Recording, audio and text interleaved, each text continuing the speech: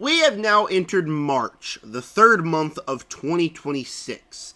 With that said, today I'm going to rank the 6 movies that I have seen in February of 2026. Before I dive into my ranking, if you would subscribe, hit the like button, hit the bell, comment down below. What are your rankings of the month of movie-wise? You could include TV shows. I want to know all that down below in the comment section. Also, at the end of the video, I'll be showing up my 2026 movie reviews playlist. I have a review for every single movie besides one on here. So if you want to hear more thoughts on each movie, make sure to click on any one of those reviews. And with that said, number 6, The Strangers, Chapter 3. Also known as The Strangers, Chapter Kill Me, which is what I want you to do if I ever decide to watch the movie again. It's bad. It's bad. It's bad. It's really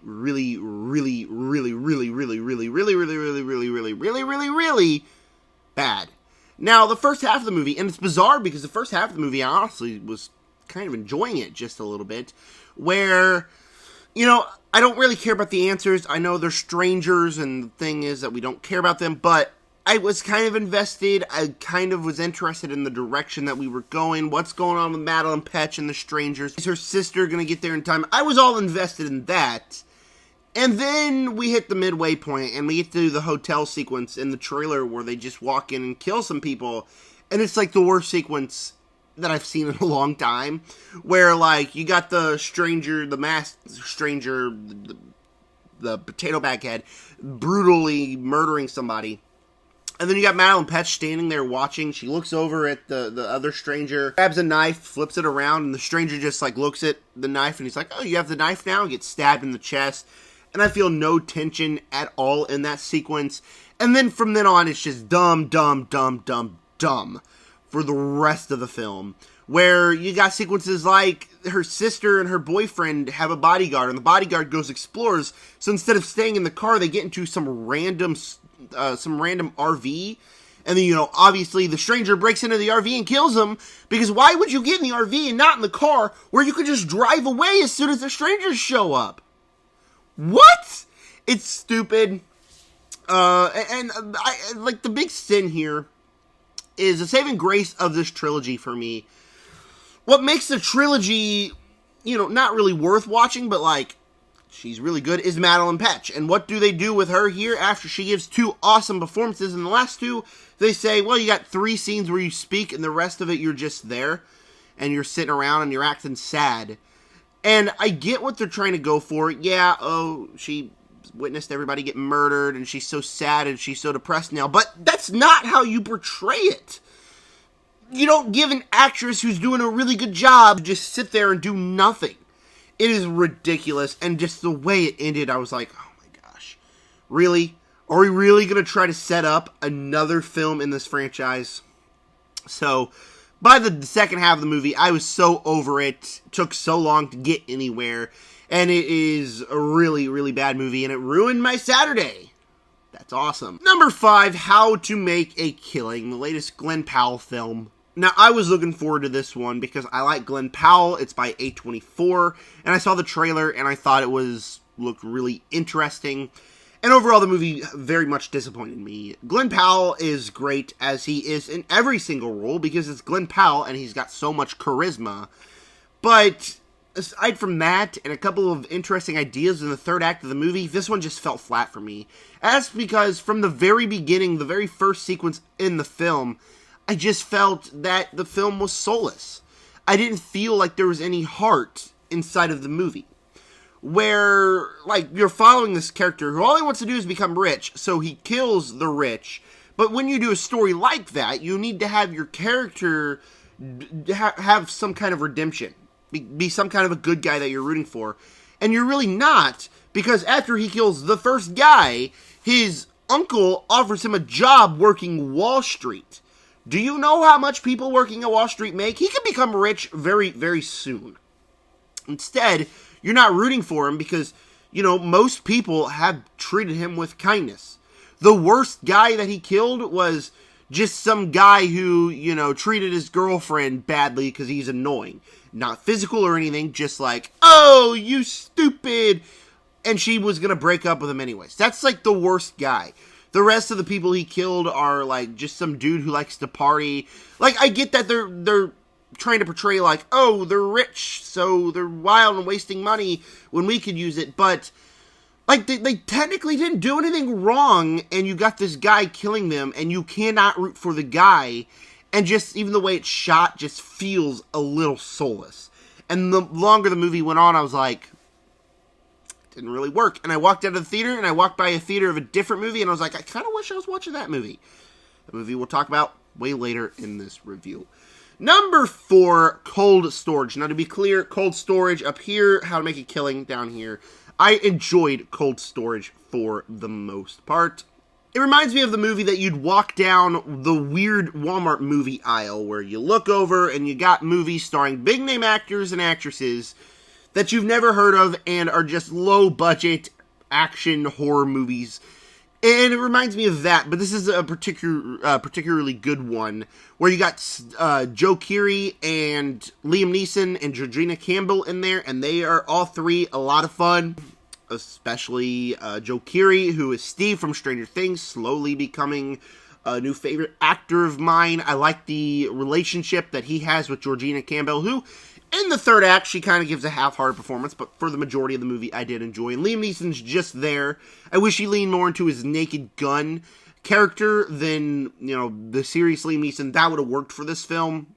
But what I really liked about this movie is that the story had me invested the entire time. Where, from the very beginning, it's like there's this interesting thing going on, and you go to the storage unit, and there's, like, reveals, mysteries, what's actually going on here. And a lot of times for a movie like this, it's easy to be like, oh, the story is just incredibly stupid, I'm not invested in it. But here, I was like, this is actually a pretty compelling story. I went with my buddy Grant, and we both had a really good time, with the twists and turns, both kind of surprised at what happened there. So you got a good cast, you got a good enough story. It's a script written by David Koepp. Or David Koepp, sorry. And, as much as I said the story was investing, the script really wasn't that good. It got a little convoluted in the third act, and I feel like a couple fixed things within the script would have made it not feel that way. And, as much fun as I had watching it, it's kind of a movie that I would have enjoyed more if I sat at home Saturday night, clicked it on, I was like, you know what, that was a good use of my Saturday night. Instead, I watched it in a theater late at night, on a Friday night, and I was tired to begin with that day. And, it's just the type of movie to lay in your pajamas and watch. And that's how I'm gonna recommend the movie. It's a good movie. I enjoyed it, but it's not really nothing you need to go rush out to see.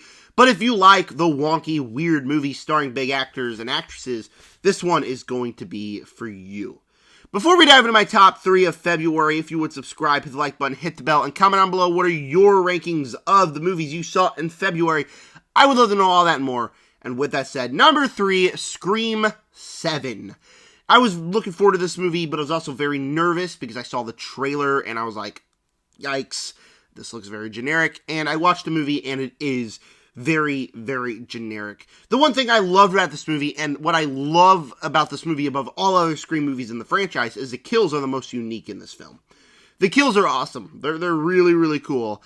Where, they're creative, they're bloody, they're gnarly, and, they're really cool. It's also really fun to see Sydney and Gail, even though I don't know why she's in the movie, but it's cool to see them back. It's cool to see Sydney having a daughter. It's cool to see people like McKenna Grace and Isabella May in the movie. Chad and Mindy are back for some stupid gag later in the film. But, I had a good time with the movie. I'm not going to lie. I like this franchise, and I had a good enough time with the film. However, it is not my least favorite Scream movie, and I put out a Scream ranking a couple days ago, so go watch it, please. And it was number 5. I'm not even going to lie. Scream 7 was number 5. And that's because I enjoyed the kills, but the script is just bad.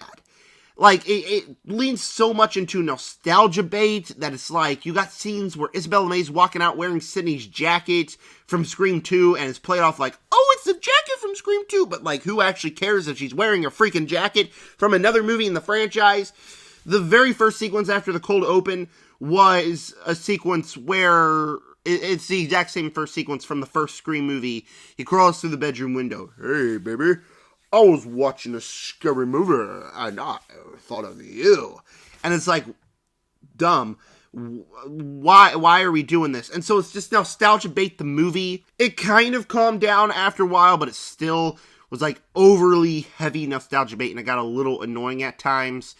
I also think the trailers kind of spoiled the best parts of the movie. The best parts of this movie are all in the trailers, and that was a little unfortunate for somebody that like would have loved those sequences a lot more if I didn't already see them 100 times in the trailer. And the reveals were just awful. Like, they were by far the worst reveals in the entire franchise. No lead up, and, you know, without spoilers, it's like, once you get the reveals, you're like, who are these people? And then you're like, oh, it's them. Or at least one of them, you're like, oh, it's them. Another guy, you don't even know who he is! But Scream 7 was a disappointment for me, but it's also one that I had a more fun time watching than the rest of you. My runner-up for the month, Crime 101, a very sleek and fun action heist thriller that I think would have been much better if you shaved off an hour of the runtime. It's 2.5 hours, which is crazy. I think you could have got it to 90 minutes, easy. But besides that, I really enjoyed this one. It's a sleek crime thriller from Bart Layton. He knows how to direct tension. There are some very good tension-filled sequences with the movie. And while the film is much slower than you expect from a movie like this, you are enjoying it because you got a big cast: Chris Hemsworth, Halle Berry, Mark Ruffalo, Barry Keoghan, and they're all great in the film. They don't have to give like their best performances of all time. They just have to be good enough, and they are good enough for here. There's a really good chase sequence in the middle of the movie, and the finale is very intense, edge-of-your-seat stuff. And so everything you want from a crime thriller is all here. It looks great. If the movie wasn't 2.5 hours, I'd recommend going to the theater to see it. Instead, I have to recommend watching it at home because it is 2.5 hours. But if you like big actors and actresses, if you like sleek heist thrillers, and if you like a slow burn but has the payoff that is worth it, in my opinion, Crime 101 works for you. But, this tells how much of a rough month February is. It's a 3.5-star movie. I didn't adore the movie or anything. I was just as a fan of heist thrillers, it did the job for me. I just wish it was 90 minutes long. But easily, and it's not even close, my number one, it's Good Luck, Have Fun, Don't Die. Obviously, my favorite movie of the year so far, and it's probably going to stay that way for quite some time. This movie's awesome. It is a sci-fi original movie that takes so many different genres, horror, comedy, blends them all together with a stacked cast. Sam Rockwell is awesome in this movie. With a really intriguing premise, twists and turns all the time. It's just unlike anything I've ever seen before. I sat down in the theater, and just from the very beginning, I was like, okay, this is a lot of fun. And then the more the movie goes on, it's like, this movie's taking some swings, it's taking some risks. The film has some balls. But then the film keeps going on, and I'm like, this is, really awesome. We're getting the twists, the turns. It's like, this is spectacular stuff, and we don't get stuff like this anymore. Where, how often do you go to the theater to see an original sci-fi movie that's not adapted from anything, that takes some swings, is this wild, this wacky, this awesome? You don't. You don't ever see it anymore. And you do now. And I absolutely loved it. That this is a movie that just took some swings as unlike anything I've seen in my entire life. My only issue is that the way the movie ended was like, okay, kind of ended without a resolution. I was like, I wish we had 20 minutes or cut the movie 20 minutes earlier. But anyways, I'm not going to let that ruin it. This is a movie that's a must-see for me that, if you love original sci-fi, or even if you don't, I wish you supported it because it tanked at the box office. When it comes home, you better support this movie.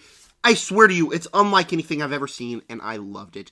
But that was my ranking of the 6 February 2026 movies I saw. Stay tuned. We got plenty more videos coming very soon. And with that said, subscribe.